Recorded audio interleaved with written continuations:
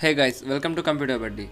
Myself Akhilesh, and thanks for 100 subscribers. And in this video, I'm going to show you fixing the installation error when you type the command apt-get install package name. So you may get the error like the unmet dependencies like that. So which is shown in this video.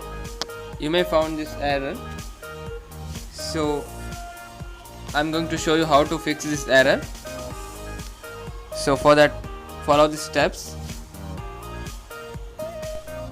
To fix this error, you have to type the command apt space minus fix minus broken space install.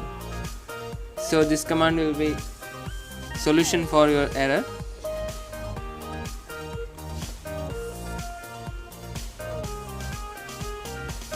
Wait until this is get done. So thanks for watching my video. Please do support by subscribing my channel. Thank you.